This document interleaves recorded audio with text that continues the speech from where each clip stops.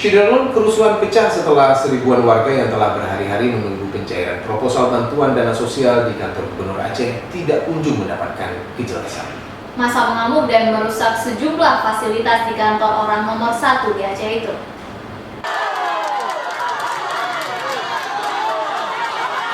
Syederalun warga dari berbagai daerah di Aceh yang sejak sepekan lalu berkumpul di kantor Gubernur Aceh Jumat kemarin naik pitam menyusul tak cairnya proposal bantuan sosial mereka.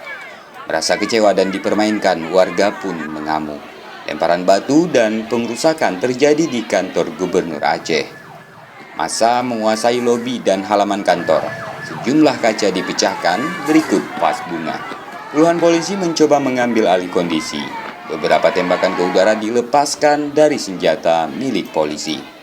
Sementara itu sejumlah warga ikut diamankan karena diduga menjadi provokator kerusuhan.